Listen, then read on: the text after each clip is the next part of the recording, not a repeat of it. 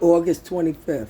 See, yeah, that's why I dropped the act and showed y'all the I know how to defend myself thanks to Maxwell and his deadly partner, Black Maxwell, and his silent deadly partner, Corrupt Cops from the Dirty 30 in the 90s, who used to do all kind of shit to him, the same shit I do.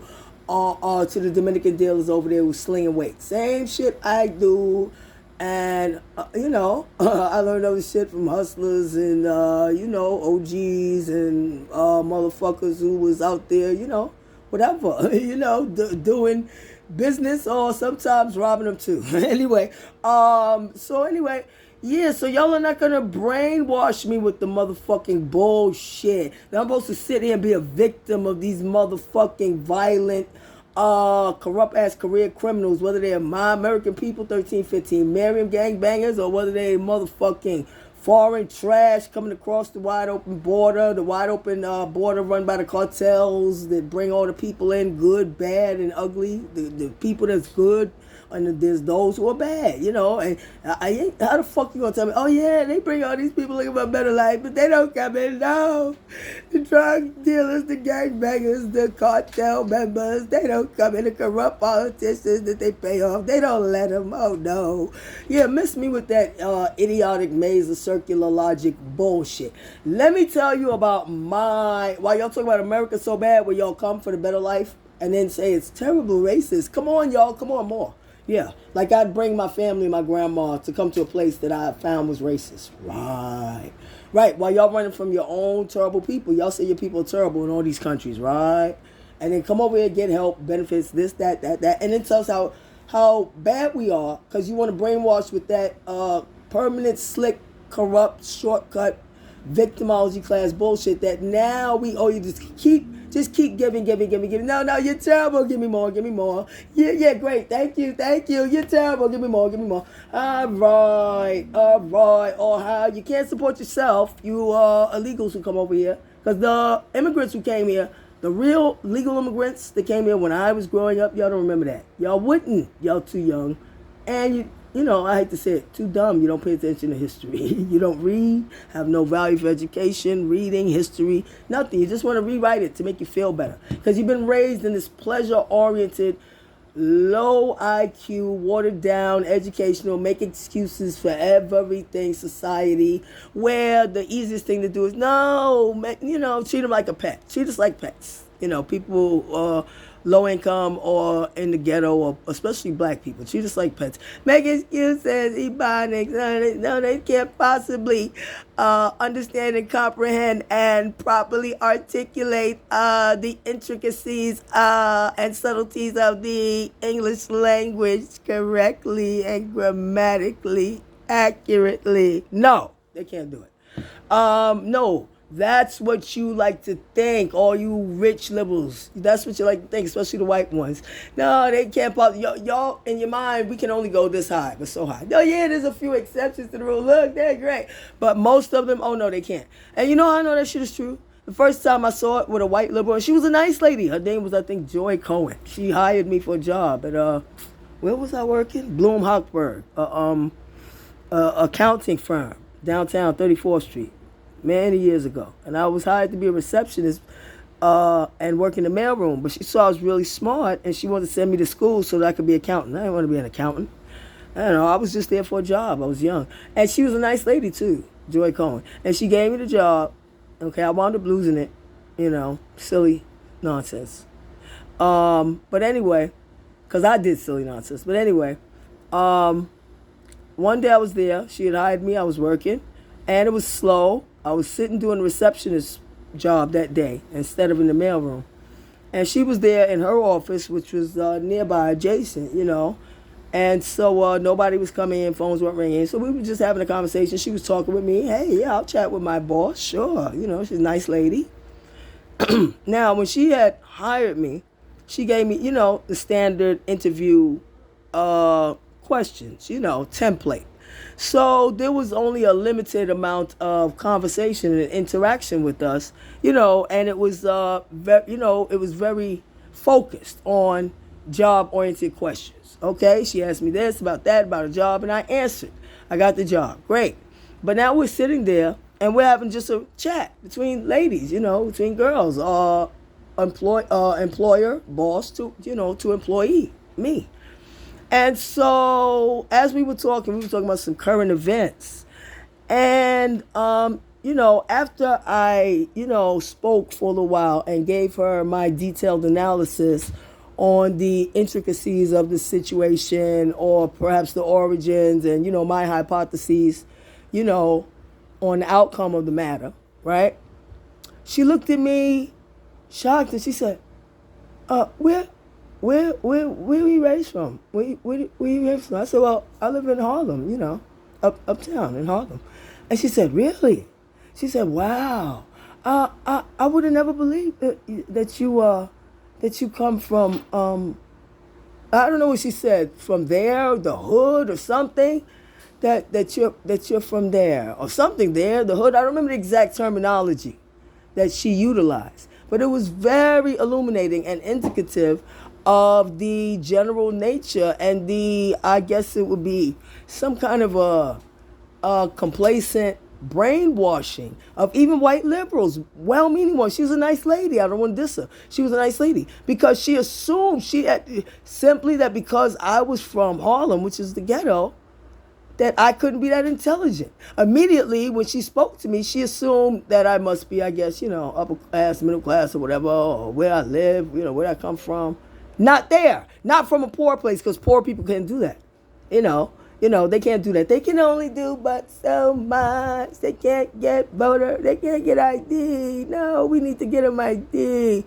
But we don't need to get those illegals who will come across the border and vote for us and help perpetuate the system of permanent servant class and permanent workers for our businesses. We don't need to get them ID. Y'all, listen, let me tell y'all something. Let me tell y'all how corrupt some of these foreigners who are coming across the border. And I don't know nothing about racist shit because the FBI said that there's people coming across the border from 150 different countries. Really? So that would be one race? From everywhere. That would be one race. Miss me with the bullshit. These are foreign citizens coming across the fucking border. Okay? And without inspection, which Americans never do, never done, and are never welcome to do anywhere. And you know why they're welcome to do it here? Because they benefit from that system, okay? And so now let me tell you what Psycho Waggy told me about his own people. Y'all ready for this one? It's a wild ride. My friend Psycho Waggy from West Africa, legal, came here legally, did everything legally, don't do crimes and none of that shit. Very honorable person, okay? This way he told me about his own people. Good God. Okay, so he was at home, I think, with his family and his wife, his lady, This was a long time ago when they were still together. I'm not going to say nothing more than that. Anyway, about that. That's his personal business. He was at home with his wife and his lady and his children, like, a Saturday or something, off work, I guess. And, one of his friends showed up at the door. A young man from his country, West Africa.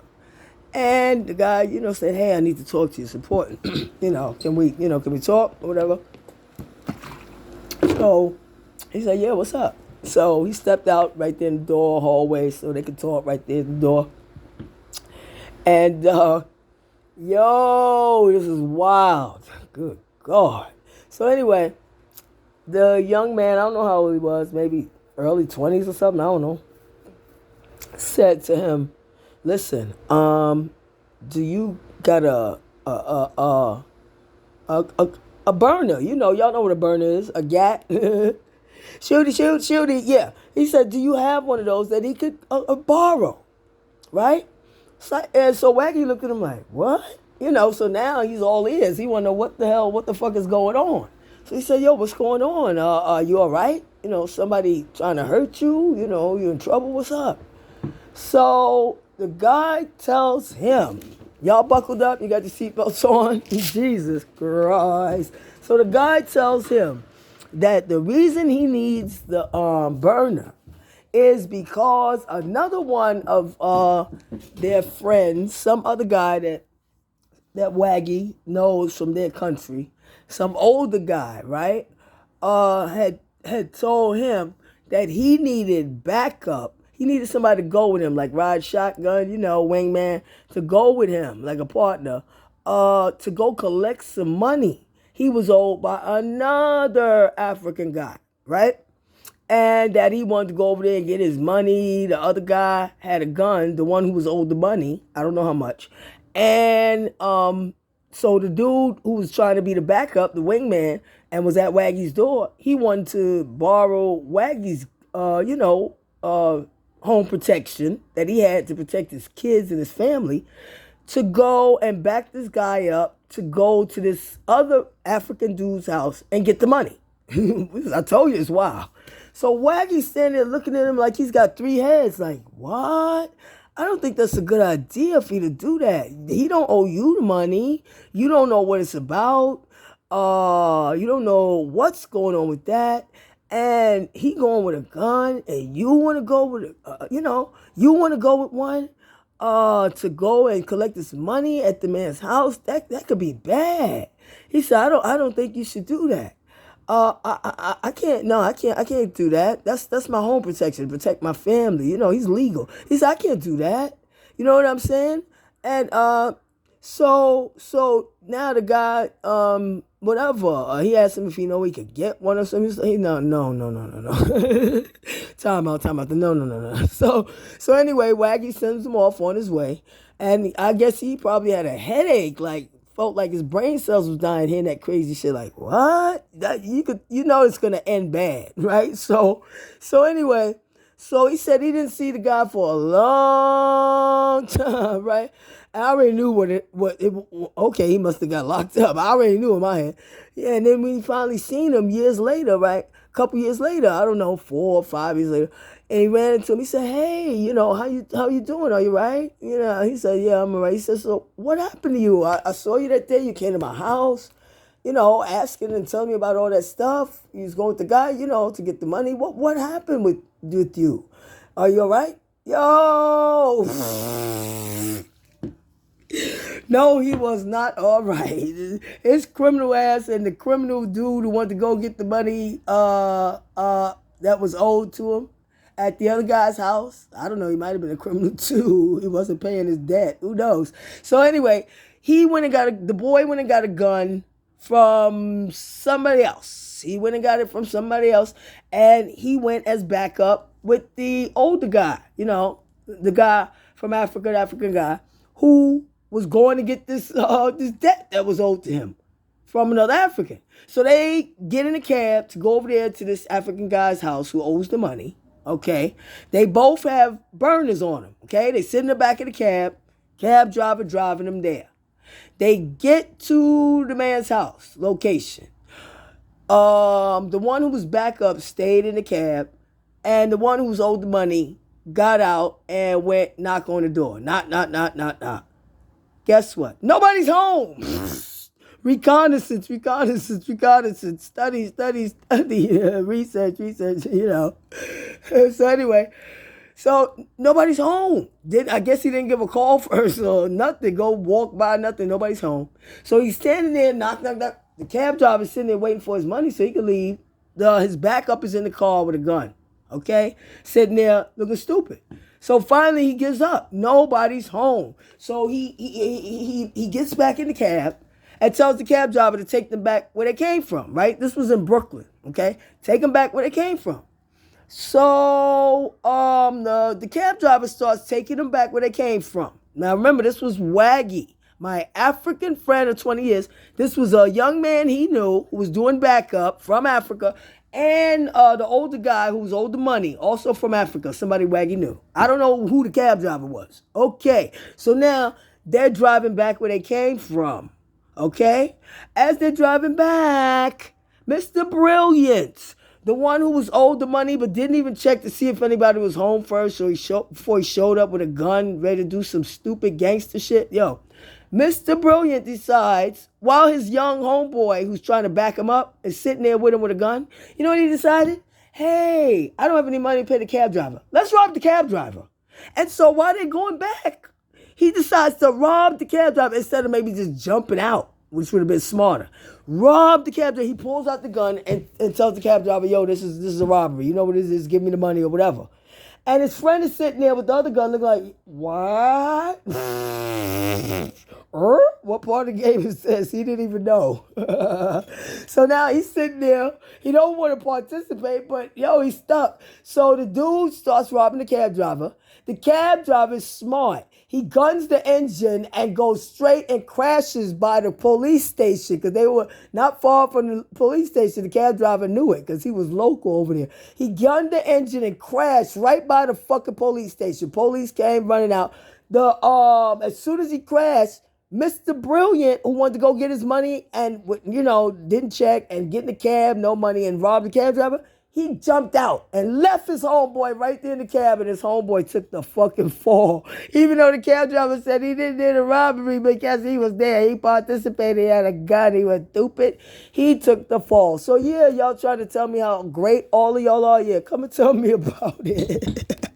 Yeah, and that's a true story. I swear on my murdered sister, Psycho Waggy told me that about his own people from West Africa. Anybody who know him, go ask him.